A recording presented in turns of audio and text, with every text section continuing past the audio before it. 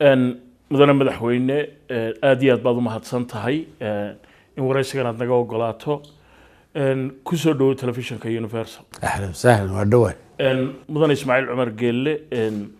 su'aasha ugu horreysay ku weydiinaya waxa weeye doorashooyinkii baarlamaanka ayaa Djibouti imika ku soo fool leh ololihii baa dhawaan bilaabmaya sidee bay hawsha u socotaa وهدي تولى يعني وحا أن نقولنا ضد يعني برتي دورشة ومركي قال كجوجي بقى دورشة سويس كجرجرتي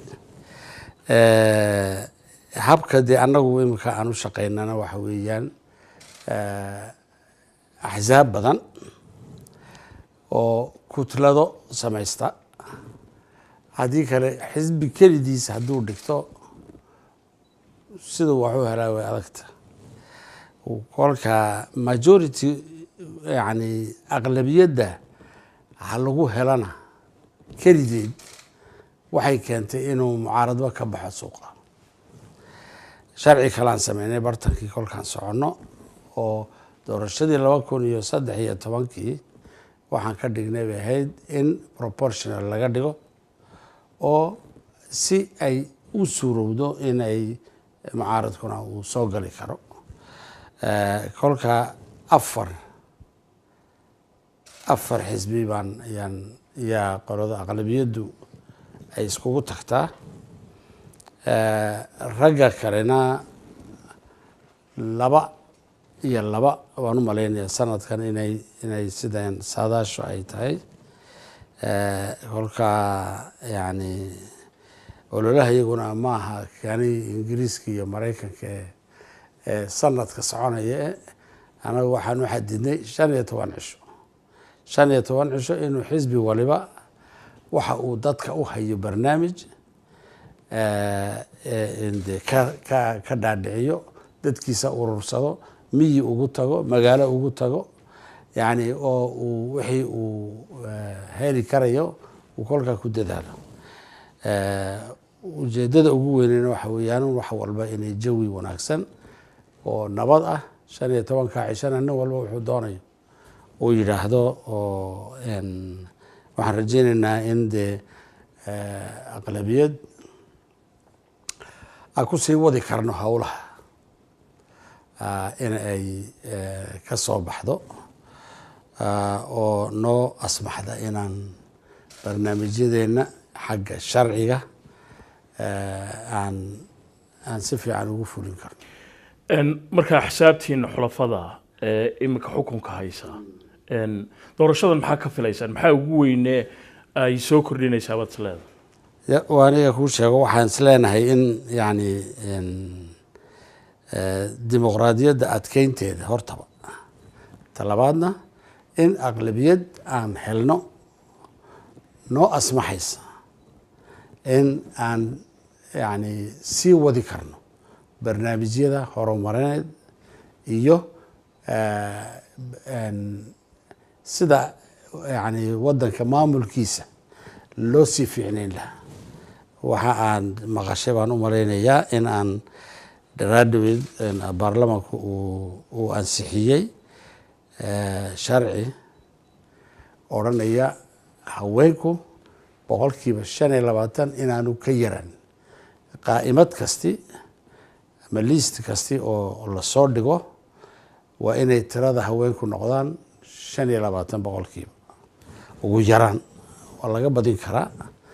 laakiin halkaa inaan sharcigu uu leeyahay inaanan hoos looga dhicin dadkeena waa taqaanaa oo gabadhu aqalka ay fadhido ama imka haddii xafiis tagtana waxba maaha laakiin siyaasadii waxa inay u soo dhawaan bay yidhaahdaan laakiin sidee waa inaan riixnadii 10 baan ahayn 25 baan ka dhignay waxaan jecelnahay inay iyaga oo boqolkiiba 60 dalka yani dadka iyaga oo iskuulada dhowr iyo 50 ah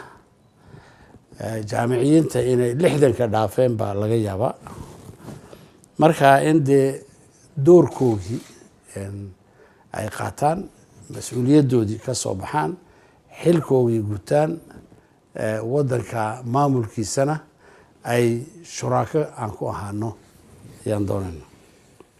mudane madaxweyne arrintaad sheegtay saami qaybsiga haweenka la siiyey waa wax ku cusub jamhuuriyadda Jabuuti iyo guud ahaanba gobolkan ma kula tahay in lagu wada qancayo waa ila tahay dadka haddii dee la hor soconi waayo waxaa la yidhaahdaa dadka waa loo guuray looma godayo yani waxaan ujeedaa kol haddii aad leader tahay inaad dhaqaaqdo oo ma garanaysaa aad tusto yani baahida loo qabo in yani isbedel uu yimaado oo yani shalal baan anagu u arkaa in haddii haweenka laga saaro mujtamaca siyaasiga iyo dhaqaalaha haddii laga saaro wadanku inuu yani barbaktiisan yahay ayaa la moodaya. marka waan u baahannahay yani kartidooda, waan u baahannahay caqligooga, waan u baahannahay nashaadkooga ama firfircoonidooda yani dee inay nala qabtaan wadanka ayaan doonaynaa. taasna waxaan u malaynaya dadkeenna way diyaar bay u yihiin. madaxweyne bishii hore waxaa idin soo booqatay haweeneyda madaxda ka ah laanta ama sanduuqa lacagta adduunka IMF waxaanay ahayd booqasho aad iyo aad sidaan qiyaasay muhiim idinku ah. maxaa ugu waaweynaya ka wada hadasha? horta waxay u timiday ziyaarada shaqo waxaa ka badnaa ziyaarada shaksiga ayaa ka badnayd. maxaa yeelay saygeyga ayaa halkan xidid ku leh, dad ay qaraabo yihiin ayaa halkan degan oo yani reer dee 1800 kolku sanadku ahaa yani raggii ugu horreeyey ee wadanka yimid oo ganacsato ahaa yaa caruurtii dee awowga u ahaa yaa dhalay yani saygeeda oo isagu u yaqaanay wadanka kolkol buu yimaadaa. maanta se waxay is yidhaahdeen maca christmaskii aan soo booqano eheladeediina aan soo booqano. taasna way ahayd. baddana aad bay u jeceshahay oo baddana way u timiday inay quusto. kolka haddana dee annaguna waan ka faa'iidaysanay oo waxaan damacnay inaan bal ay sawirkeeda aan helno wixii aan ay nagu dhaliilayso ama ay anagu dee dadka dowladaha barnaamijyada laleh ma nihin. oo beri horaan yaan nidhi haddeed waan weynaanay kolkee 2-3 barnaamij aan samaynay ayaan nidhi naga joojiya haddaba yani cidhiidhigan dadka aad ku qabanaysaan. anagu waan imanaynaa sanad walba meesha, laakiin waxaan nitusaynaa in ma garanaysaa anaguba aan isxakamayn karayno oo shaqadeeda aan wadan karayno. wayna timiday, wayna aragtay. waxbaa dee kolleyba ma daynayaan yani ururadaasi inay wax kaa sheegaan. waxay sheegayaan anagu wax dee aan cuqdad ka qabno ma aha. oo dee waxa aan kolka lagu leeyahay war dadkaaga wixii ay kugu lahaayeen ma siisid ama uma samaysid lagu leeyahay dee ma isagaa iga xiga wadanka, dadkayga igama xigi karo. inaan dee tuso inaanan yani waxaan hagranayay aanu jirin inaan tuso unbaan doonaya. oo dee aanan isku mujtamacna ahayn yani raggan iyo cadcad oo waxa ay dusha ka tusayaan dadka mooyaane meel walba waxaad ku aragtaa dad yani derbi jiifa waa lagu arkaa. kolka waxay odhanayaan yani horumarka iyo kobaca dhaqaale iyo ismale sida aad yani u muuqataan oo yani faqrigii weli uu jiraa bay leeyihin. meel walba faqrigii uu jiraa, laakiin annagu wixii dadkeenna uu u baahan yahay ka shaqaysta, ka aan shaqaysanin, ka buka, ka agoomoobay ka xanuunsanaya ka ma garanaysaa ay wixii uu xaq u leeyahay uu dowladda ku leeyahay dee kolkaad eegso miisaaniyaddana waxaa arkaysaa in wax iyaguba uu xagga socialka ugu badan yahay mudane madaxweyne haddaan halkaas su-aalkaasi weydiiyo arrintaa aad ka dhawaajisay in IMF ta ay soo qaadeen qolyaha mucaaradkuna way tilmaamaan oo waxay yidhaahdaan horumar muuqdaa jira laakiin ladnaantii dadka ma wada gaadho inkastoo aad sheegtay waxyaabaha dowladdaadu ay qabatay ma kula tahay eedda inay wax ka jiraan anigu waxaan qabaa in dadka odhanaya ma gaadho nicmaddu ma gaadhayso dadka odhanayay ama waa xaasid ama waa mooge oonan waxbuu moog yahay uunan garanayn waddan aanan macdan lahayn aan betrol lahayn aan warshad lahayn aan beer lahayn ummaddiisaas siduu u gaadhsiiyo iskuol yani 7 jir 6 jir ilamaan 6 iyo 10 jir oo lacag la-aana ha la ii sheego waddan caafimaadka yani iyo fayadhowrka gaadhsiiya waddanka oo dhan oo yani inta yani tuulo walba inay yeelato dakhtarkeedii waa kow talabaad in yani dadka aanan shaqaysanin universal maxaa la yidhaahdaa care loo sameeyo oo kaarta aan siino oo bilaash isku daweeyaan ee magaalooyinka jooga dadka miyiga joogana sidaas oo kale in aan ku soo wareejino waddanka dhammaantiisa wax alla wixii yani specialisti ahaa takhasus lahaa oo dhan indha ha ahaado ilka ha ahaado yani wadna ha ahaado meeshii uu iyagii oo kutlad ah oo duuban in ay waddanka tuulo walba soo maraan oo dadkii ay soo ururiyaan oo halkaa ku daweeyaan oo ay soo noqdaan hala i tuso yani dadka aanan kici karayn ee buka ama faqrigu uu qabsaday aanan shaqaysan karaynin ya annagu wixii aan itaalkeenna ahaa waan ugu geynaa meesha ay doonaan baa joogaan marka inta aan yani ciidan iyo diyaarado xarbi aan lacagtaas gelin lahayn waxaan gelinaa dadkaas mudane madaxweyne waxaad tilmaantay in khayraad dabiiciya oo badan jabuuti aanay lahayn laakiin sida dad fara badan ay ka warhayaan jabuuti ilaahay wuxuu u barakeeyey halkay ku taallo dekedo fara badan ayaa waddanka jabuuti ka samayseen intii xukunkaad haysay dadka arrimaha jabuuti ka faallooda waxay tilmaamaan inkastoo dadaal fara badan uu jiray in haddana waktigu uu idinla shaqeeyey hadday noqoto muranka Ethiopia iyo Eritrea hadday noqoto arrimaha burcadbadeeda arrintaasi wax ma ka jiraan waa laga yaabaa inay wax ka jiraan laakiin aniga waxaa la ii weydiiyey ummaddaasi in aan ka kiciyo halkaasoo aan u guuriyo nolol yani kariim ah aanu raro yaa la iga doonaya meesha aan doonayo aan u adeegsado dadka aan doono aan u adeegsado laakiin inaan waddada yani horumarka aan ku gaadhsiiyo nabad aan ku gaadhsiiyo deganaansho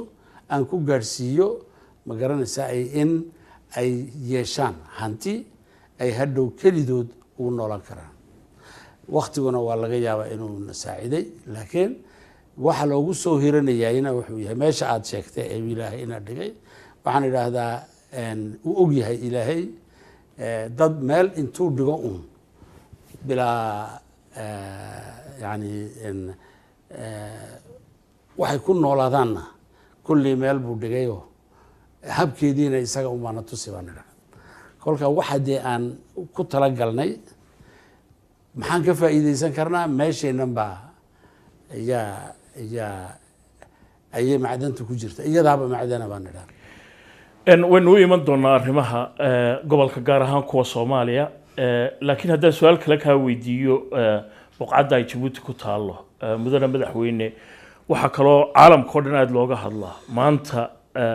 in halkan isugu keenteen Mareykankii iyo Faransiiskii hore u joogay iyo Shiinihii iyo wadamo fara badan oo Japaaniisku ka mid yahay ciidamo kale oo dalal kale ka socdo iyaguna hawlaha burcadbadeeda iyo la dagaalankeeda u jooga marar fara badanna wadamada danahoodu isma waafaqsana ama waa kala duwan yihiin sideeba waxaasoo dhan uga dabaalataan waxaan tusnaa uun annagu in aan wadamada hata wada socono ayaguba yani wadankoodii meel ka dheer kolkay ciidan keenaan ay masruuf ku siiyaan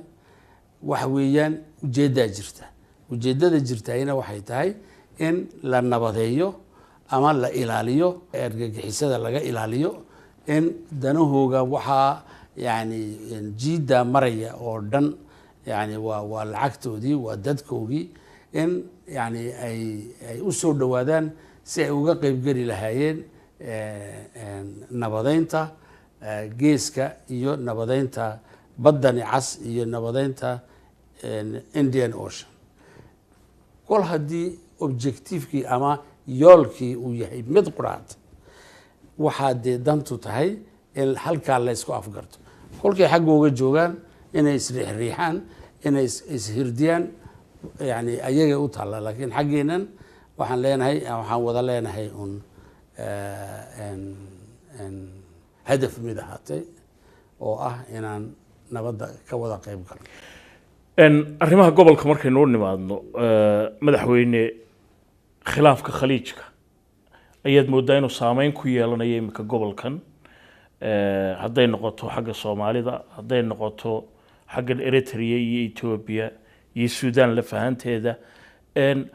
warwar intee lag baa arrintaa ka qabtaan maadaama sidaynu ka warhayno Yemenna qaxooti fara badan oo idinkaga yimi oo dee xaggana aad isaga dhowdihiin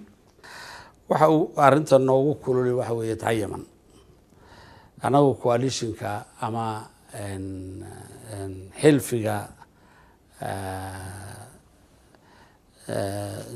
mamlakadda Saudi Arabia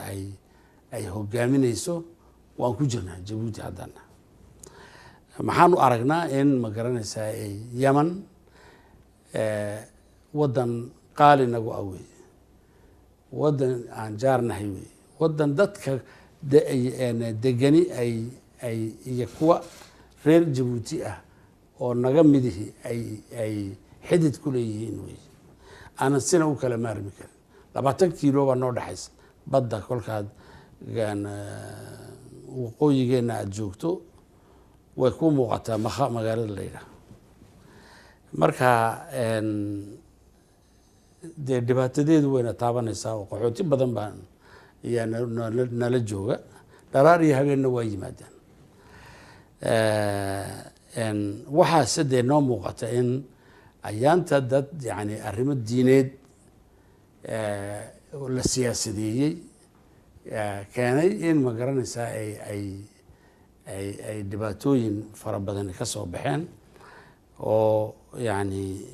keenaya in halisba ay nabadgelyadii Sacuudigu uu galay iyo nabad sugideedina ay dhibaato weyn yani la kulmeen intaa dee sidii aan yani uga qaybgeli lahayn nabadeynta ama alaabtaasi loo joojin lahaa inay dadka Yemenidu iyagu ay arrinkooga gacanta ku qabsadaan wixii lagu gargaari karayna lagu gargaaro iyaan u soconaa ta kale yani hadalka inta badan soo baxaya iyo xaqiiqadu waxay tahay ila maaha aniga inay waxaa imika Suudaan iyo Ethiopia iyo maxaa la yidhaha Masar iyo la sheegayay waa mujarad yani hadal mooyaane anigu marka wax warwaro arrinta idinka haya ima muuqato inay ma jiraan inaa dagaal yani la iskula imanayo dano biyaha ku saabsan oo weligeed ba jiri jirtay weligeed ba Ethiopia iyo Masar weligeed ba hadalkaas u dhex socon jiray hadalkii baan u malaynayaa laakiin ma aha wax dhibaato ah arrimaha Soomaalida markaynu u nimaadno ciidanka Jamhuuriyadda Djibouti waxay ka mid yihiin ciidamada AMISOM ee midowga Afrika wadamada qaarkood ba hadal haya ama bilaabayba in ciidamadoodii ay kala baxaan Soomaaliya oo mas'uuliyadda ammaanka lagu wareejiyo ciidamada Soomaaliya ma kula tahay waqtigu inuu yahay mid ku haboon in ciidamada AMISOM ay Soomaaliya ka baxaan way la tahay aniga haddii ilmihii uu koro waqtigii gaashaanka loo dhiibi jiray la yiraahdo weli qaangaar ma ahayn halkaa una joogano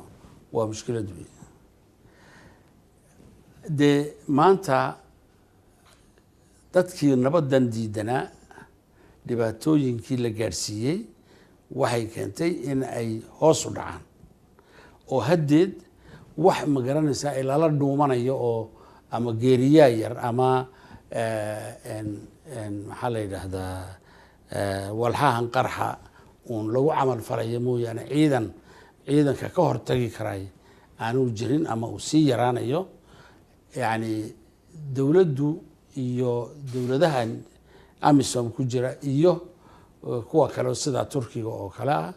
waxay dadaal weyn ayay geliyeen sidii ciidamada Soomaalida loo nooleyn lahaa loo qalabeyn lahaa yani wax badan way maqan yihiin laakiin maanta way karaan in ay yani maamulaan yani difaac ileen dowlado la dagaalamaya ma jiraan oo diyaaradi iyo taankiyaal iyo wax lama jiraan intaas nabadeynta wadankase military iyo police ba hadday iskugu tagaan inay xasilin karayaan iyaan anigu qabaa bilowgiina sidaa baan oran jirnay anagu dadaalkeenuna annaga ugu yar dadka annaga ugu ciidan yar laakiin ujeedadeennu waxay ahayd ay maantana tahay in loo sii dayo shay-an fa shay-an looga baxo oo dee la tababaro halkan qaaraan ku tababarno iyo Soomaaliya dhexdeedaba inaan ku tababarno way jiraan karaamadana waxa u wanaagsan in shacbiguba uu arko ciidankiisii oo isgarab taagay oo la socda oo ilaalinaya inay arkaan in badan bay ciidan shisheeye la noolayeen maanta sidee waxaan u maleynayaa in waqtigeedii tahay in de yani dhaqaale wixii la siin karayna laakiin waqtigan xaadirka markaynu ka hadalno mudane madaxweyne iyadoo ciidankii AMISOM oo dhammaystiran uu joogo ama in yaroon waxba ahayn laga dhimay ayaa haddana dhibaatadii nabadgelyo darradu ay meelo fara badan ka jirtaa sidaynu ka war haynana dhul fara badan ururka al-shabaab baa weli ka taliya dadka arrimaha Soomaalida ka faalloodaana waxay tilmaamaan in shabaab fursadda ay sugayaan ay tahay in ciidanka AMISOM ay meesha ka baxaan dabadeedna iyagu ay kaalintaa buuxiyaan ma ku muuqataa in dhibaatadaasi ay mar kale noqon karayso mid bilaabanta anaga waxaan ka yaabanahay haddii gaadhi yani walxaha qarxa la dhigay meel uu qarxo dadka yani wax ku noqdayna ama ha yaraadana ama ha bataane ciidan shabaab oo dagaal ku jira oo meesha joogay ma joogaan qofkii de meesha ku jiray oo isdilay oo meesha yani ku dhex jira mooyaane cid kale ma jirto miidiyahana dhexdeena aan sheegno dhibaatadiisu waxa weeyaan sidii raggan gaaladu ay u shaqaynayso ayay u shaqeeyaan bay ila tahay aniga marka dee uu ninka yani wariyuhu uu sheegayo ciidanada buu odhanaya shabaab buu odhanaya waa argagixiso ma odhanayo ma yaraynayo dagaalkii terrorismiga lagula jiray uu ka hadhayaa taasna dhibaatay keenaysaa oo ummaddiibuu yaa jaahwareeraysa cabsi rucbiba kolkaasaa lagu tusayaa sawir ay darees qurux badan sitaan oo ma garanaysaa ay rasaastii ay ka badatay ciidankii soomaaliduna wuxuu leeyahay xabadii uu leeyahay kolkol laakiin waxaasi sawir mar la qabtay unbaa de lagu soo celinaya si waxay maanta bilaabayaan oo kale ma garan oo dee yani kartidiisii argagixisada kartideedii dhammaanteed ay u dhan tahay iyo xooggeygii iyo itaalkeediiba marka taasna annagu waxaan leenahay halkaa laga ilaaliyo wax ay ka taliyaanna aad buu u yaryahay waxa weeyaan ambuskaad meelo yaryar oo ay yani ileen askartu haddii loo baaho dhib bay tahay inay wada gaadhaan dadka laakiin ma jiraan yani wax quwad lagu tilmaamo oo maanta ka celin kara inuu ciidanka Soomaaliya uu kelidii uu shaqada gali karo markay noqoto hoggaanka siyaasadda Soomaaliya Djibouti ilaa intii burburku dhacay marba waji ay lahaydba arrimaha Soomaalidu way ka qayb qaadanaysay maanta sida wax u wadaan ma ku qanacsantay anigu shakhsiyan waan ku qanacsanahay maxaa yeelay waxa weeyaan madaxweynihii Masaad carta dabadeed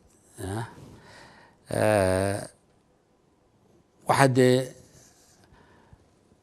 4 sano laga dhigay awal 5 bay ahayd baan maliyay bilowgii 4 baa laga dhigay Mareykan baan idhaa kharashka ku baxaya yani isbedelka 4 sanadood ba yani mid loogu celiyana ma jiro 4 baa leeyahay taasina de wax stability iyaanan على الأقل هذه مريكان اللي هنا لبا جور أي مريكان كو مدحوينياش أي جوجان لكن سدا أي أطلع بسدين مدحوينهن أما حكومة دنيتي كورس بقى يعني أنا حقي ودادي توسنيد دات كان أنا مدة كتيرين سو وده الدوينية maxaa la dhahaa maamul goboladiina ay nin waliba shaqadiisii imika uu ku soo dhacayo yaa muuqato annagu waan midna kama hadhayno waa wada garab joognaa gebigoogaba dhowaan waxaa Djibouti booqasho ku yimi madaxweynaha cusub ee la doortay ee Somaliland Muuse Biixi Cabdi maxaa cusub isagaa ka wada hadashaa waxaa cusub de waxaan ka wada hadalnay inaan hawsheeni yani wada qabsigii isagu de nusna waa nin ku koray Djibouti wey oo waxaan de yani waa nin fahmaya yani munaadilna ahaan jiray jiidanna yaqaanay wadankana si fiican aanan ka bixinba wadanka waxa uu niyad samidiisa iyo dadaalka uu doonayo inuu galo allaha la qabtay annaguna waxaan istusnay de inaan la shaqaynayno wixii de aan wada qabsan karayno aan wada qabsano aad iyo aad baad mahadsantahay madaxweyne intaasna waxa ku dhan waraysigan gaarka oo telefishinka Universal ay kula yeesheen madaxweynaha Djibouti mudane Ismaaciil Cumar Geelle magaalada Djibouti waraysigana intaas ku dhan yahay nabadgelyo